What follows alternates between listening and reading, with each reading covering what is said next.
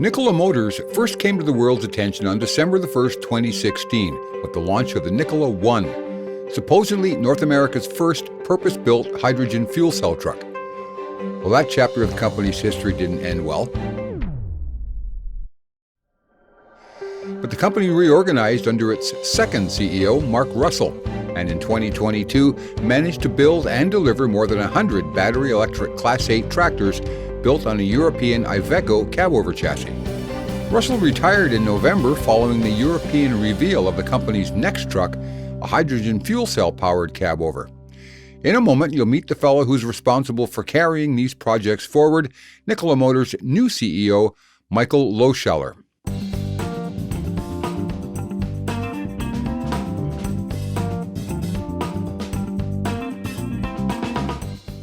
If you haven't done so already, please give us a like and hit that subscribe button so you'll be notified every time we publish a new episode of HTT Talks Trucking. And check out our other social media channels too. We're on Twitter, LinkedIn, and Facebook, and there's lots of great written content on our website, truckinginfo.com. This is HTT Talks Trucking. I'm Jim Park. Good afternoon, everyone. I'm Jim Park, the equipment editor at Heavy Duty Trucking Magazine. Welcome to this edition of HTT Talks Trucking. We have a special guest on today. He's Michael Lohscheller. He's the CEO of Nikola. He's been active in the automotive industry for more than 20 years, holding a variety of positions, high-ranking positions, I should add, such as the Executive Vice President and Chief Financial Officer at Mitsubishi Motors in Europe. He was the Executive Vice President and Chief Financial Officer at Volkswagen Group of America, also the CEO at Opel Automotive, and Global CEO of VinFast. Michael, welcome to HTT Talks Trucking. Good to have you aboard, sir. Thanks for having me, Jim. Welcome. Is this your first tour of duty in the heavy truck space? You're big in automotive. How familiar are you with the trucking industry? Yeah, that's right. So I came in March of last year after more than 20 years in the passenger car business. Yeah, and it's a new world for me. So it's my first assignment in the trucking industry. And obviously it's super exciting for me, right? At Nikola, I mean, we want to be a leader in zero-emission mobility. So very exciting journey on which we are on. Well, welcome to the industry. It's a fun industry and lots of challenges ahead of us. And I know you're going to help us through some of them. You were brought onto the company, as you said, last spring. You took over the CEO seat a couple of weeks ago, January the 1st. Can you tell us where the company stands today in the beginning of 2023? Absolutely. I mean, when I came in 2022, what was really important was the launch of the battery electric truck, which we did in March of last year. Mm-hmm. And of course, that was a very important milestone for Nikola, right? I mean, making sure that this truck is being built, that we set up our facility in Coolidge, Arizona. And now we actually improve our production output on a daily basis. So the launch of the battery electric truck, really, really important. And maybe for everybody, just a few facts, technical facts of the truck, which is really impressive. I mean, first of all, it has a range of up to 330 miles. I mean, the charging time is 160 minutes.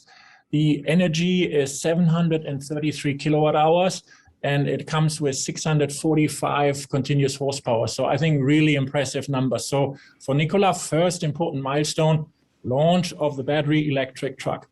And now 2023 is very much focused on the fuel cell truck. So basically, I always say Nikola stands on two legs, the battery electric truck and the fuel cell truck. And we are in the middle of the execution of these two important launch programs. About the fuel cell electric truck, you introduced it in Hanover last fall at IAA. Just in December, just a couple of weeks ago, you got an announcement from the California Air Resources Board that you've been issued a certificate of compliance for the fuel cell electric vehicle truck. I guess that basically paves the way for the company to start production. So when is that expected to happen over on this side of the pond? Yeah, so second half of 2023, we will launch the fuel cell truck, which obviously is a very important truck for us. And also here, just a few facts and figures, right? So it comes with a range of up to 500 miles, and the refuel time is 20 minutes or less.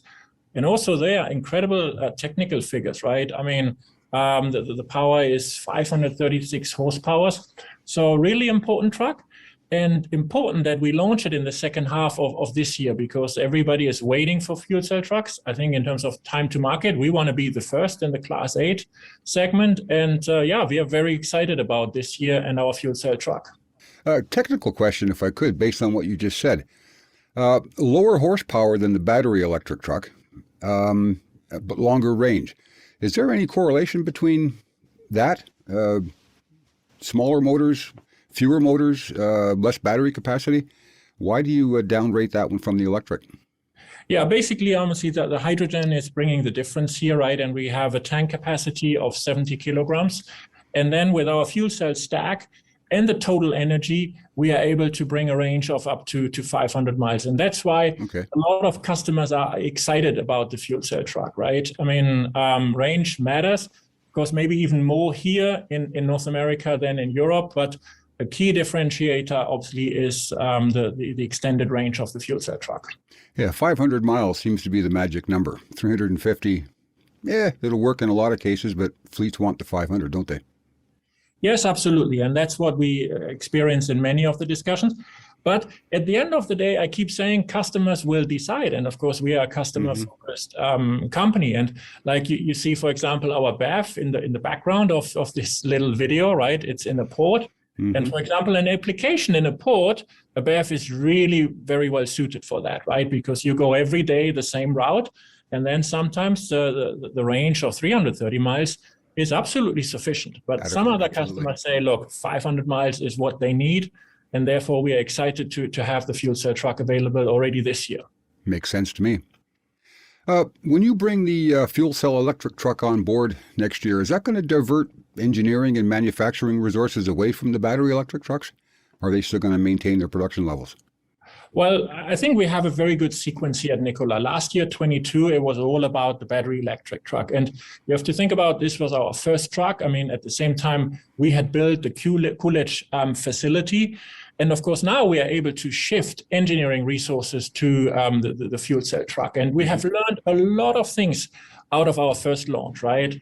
I mean, we improve every day. So now the majority of our resources are absolutely focused on the fuel cell truck. Well, from a production point of view, assembly lines within the building, is there a great deal of difference between the electric truck and the fuel cell truck from a building point, manufacturing point of view? Yeah, basically, how it works in Coolidge is we have like an L-shape assembly line, and basically start both trucks on the same line. But obviously then when we put in the fuel cell stack, we have a separate line for the fuel cell truck. But we can use all the synergies of the one line at the beginning, and then we divert, putting in batteries for the battery electric truck and putting in then the fuel cell stack for the fuel cell truck. And also, I mean, as I said, we learn every day, and it's good that this is our second launch, because obviously we have learned many things and can improve there. As far as the BEV is concerned, last year you issued guidance saying you'd build between 300 and 500. I think you came up a little short of that number, but how many trucks did you build last year or 2022? Yeah, we will announce the detailed figures in our earnings release on February 23rd, I think it is. So at the end of Q3, we had delivered the first 111 trucks to our dealers, and our dealers are now delivering those trucks to end customers. But what I can say is that we made good improvements on the daily production output in Q4. So this is good. And the great news is that, I mean, we shouldn't forget, I mean, we want to change many things and really offer zero-emission mobility to our customers. And we have trucks available to customers, which I think is very exciting in a world where at the moment there are shortages everywhere, right? So we have trucks available for test driving and also for sale. And we're really proud about this achievement in 2022, that we have the battery electric truck in the market available. Speaking of availability, I saw a YouTube video on YouTube that was purportedly shot in December. It showed more than 100 BEV trucks parked at the back corner of the Coolidge lot, all sitting there, like about $30 million worth of undelivered inventory.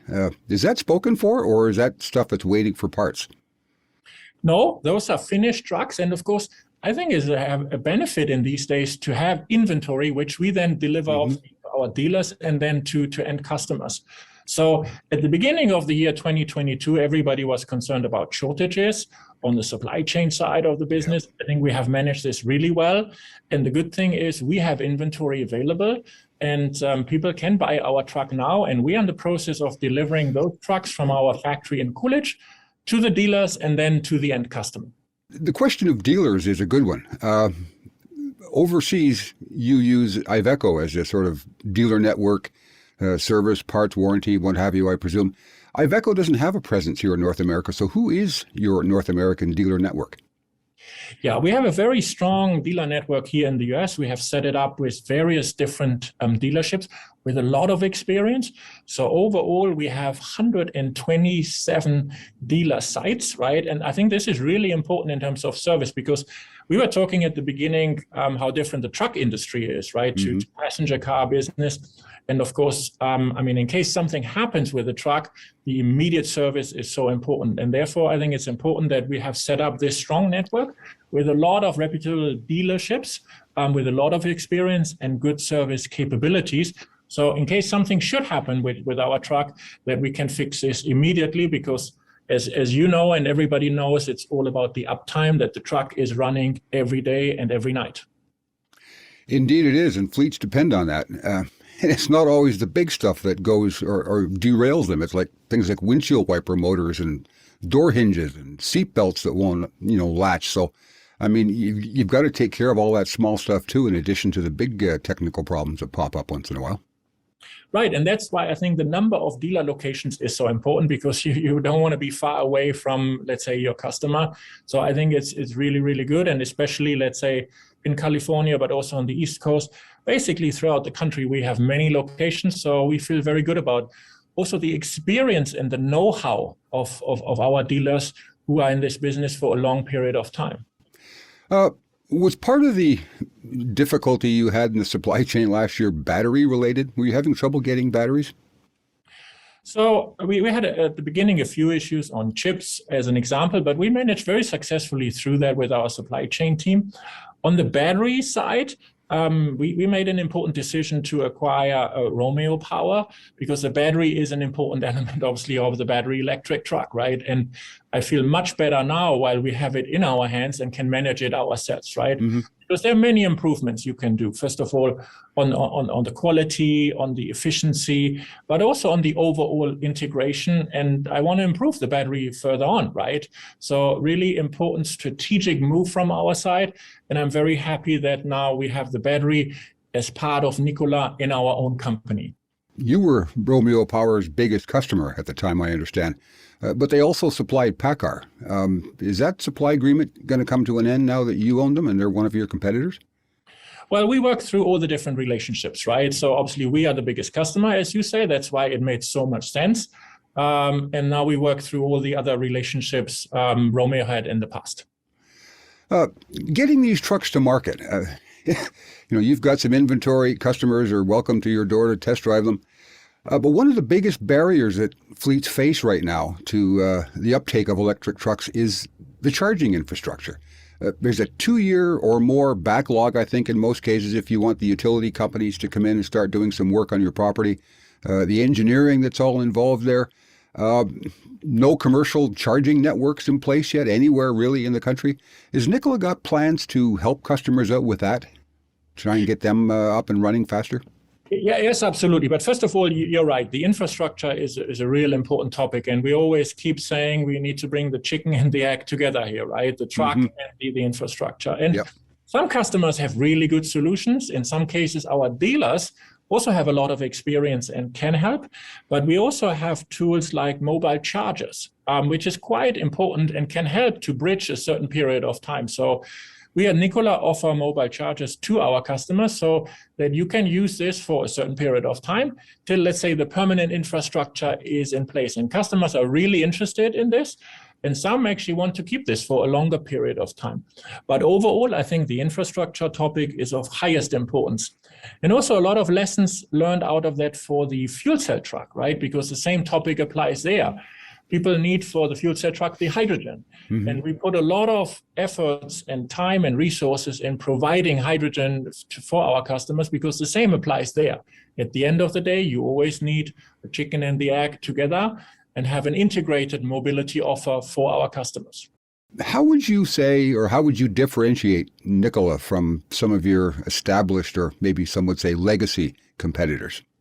You're all building BEVs these days. What makes you different? A couple of things. First of all, I would say in terms of time to market, we are relatively ahead of other people. So, I mean, we have the battery electric truck in the market already last year. This year, 23, the fuel cell truck. And we really want to make sure that we have a very well integrated truck. We have great connectivity. We have fascinating interior. For example, when drivers drive our truck, they are really delighted about this because it's so smooth, so quiet. And of course, we want to differentiate through our truck. And I think we have many elements which can do that. At the same time, we want to make sure that we offer an integrated solution, talking about the hydrogen, as I mentioned, making really sure that we offer the truck and the energy together. And then, yeah, of course, we want to be the first in the market and have the best customer offer. Well, I must say, I drove one of your trucks last summer. I came down to the plant, spent a very brief time, and that was my fault, at the plant, and took the truck out for maybe a 20-minute, half-hour drive, and came away more than impressed. I love cab-over trucks. That goes back to my driving days 40-some years ago now. But the European cab-over, the Iveco-style cab-over, is nothing like we had here in North America decades ago, and I have to say it was a great experience. I'm pleased to hear that. And that's what a lot of people tell us once they are in the truck and really experience it, right? It's easy to drive. It's quiet. I mean, you have first class infotainment and you just feel great in the truck. And of course, that's what we want to offer, a great customer experience. And drivers spend a lot of time of their life in the cabin, right? So it has to be a very nice place to be. And let's not forget, I mean, we all have to do zero-emission mobility going forward, right? We don't really have a choice. And the sooner we do this, the better. And I'm happy that I really can lead Nikola into this and really make sure that we get as many diesel trucks as possible off the road, because I think collectively, all together, we have to achieve that. We have to go zero emission. We're certainly moving in that direction. The sooner the better. I agree. Yes. Well, what sort of market share are you hoping to achieve, say, within the next 5 years or so? I want to make sure that Nikola obviously is a leader in zero-emission mobility. And obviously, we are not the only ones, right? Everybody is coming. We need to see how quickly the adoption rate increases. I sense, for example, in Europe, it might happen faster than in some other states here. But overall, we absolutely want to take a leading position there. I don't want to quantify a market share target because that's too early to say. But Nikola will have a leading position in zero-emission mobility in Class 8. Okay. Let's switch gears then, metaphorically, and talk a little bit about the hydrogen side of your business. The company recently purchased a large tract of land near Buckeye, Arizona, where I understand you plan to build an electrolyzer plant. You've also inked a deal with another hydrogen producer called Plug Power. Obviously, you're lining up all your ducks to have a good, adequate supply of hydrogen around. When are we going to see enough trucks built, I guess, to start consuming all of that hydrogen? Well, we have a great strategy. I mean, our trucks on the fuel cell side come out second half of 23. So that's in a couple of months, right? Of course, we ramp up. So we will have a first couple of hundred and then hopefully into the thousands. At the same time, it's important that we offer the hydrogen. And we want to secure hydrogen with partners.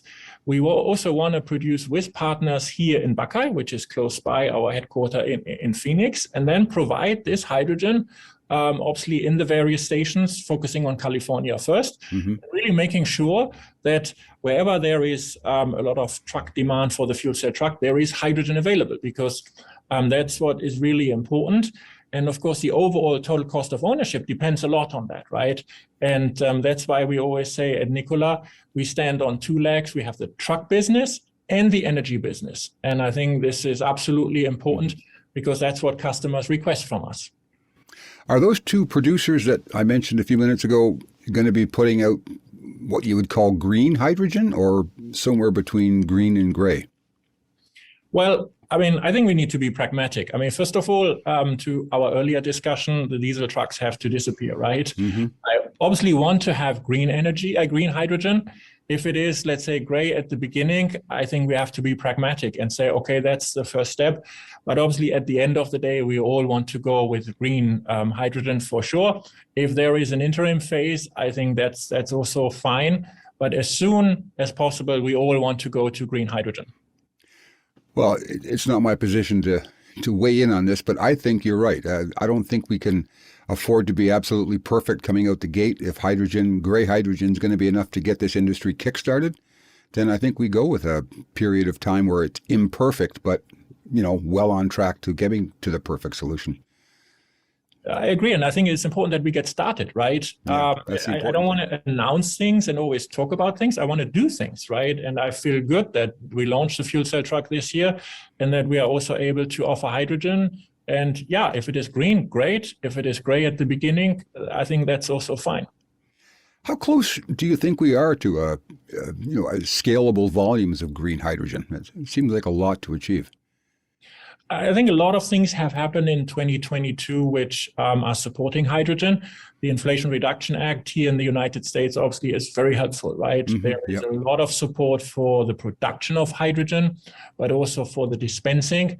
So bringing all this together is incredibly helpful also for the total cost of ownership from a customer point of view. So I think once people like Nikola come out with trucks and can ramp up the volume, I think we can see meaningful volumes in the next couple of years, right? And then everybody investing into hydrogen also is looking for an offtake. And of course, our truck is perfect for this. So I think we can see a breakthrough of hydrogen in the truck business very, very soon. Well, I know you've got your plate full with Europe and the U.S. Does the company have any plans to expand into Canada or Mexico at this point? Canada is a very interesting market for us. I mean, first of all, I think customers are also very focused on zero-emission mobility. There is also a lot of public interest and public support. So if you bring these things together, then of course it can be very interesting to have a breakthrough there. So I'm very focused on Canada.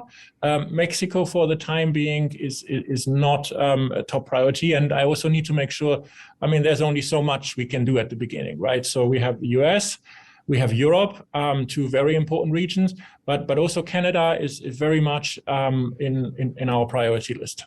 Good. Anxious to hear that. One final question, Michael, before I let you go. Are there any plans for a hydrogen internal combustion engine within the Nikola framework? We discuss this. Obviously, it's an interesting topic, but let us finalize that first, and then we make some announcements. I always want to really bring this to a conclusion. So at the moment, we are laser focused on the battery electric truck, which we have launched successfully last year. This year, we do the fuel cell truck, and I'm sure we have many more ideas, and I would say more to come. Michael, it's been great talking with you. Thanks for an informative and frank discussion. I appreciate hearing all about where Nikola is going in the next few years. Thank you, sir. Thanks for having me. Have a great day. We've been speaking with Michael Lohscheller. He's the CEO of Nikola Corporation. I'm Jim Park. This is HDT Talks Trucking. Thanks for watching. Don't forget to subscribe to Heavy Duty Trucking's YouTube channel and give us a like. That helps other people to find us. Check out our other social media channels too. We're on Twitter, LinkedIn, and Facebook. And remember, there's lots more great written content about the trucking industry on our website, truckinginfo.com.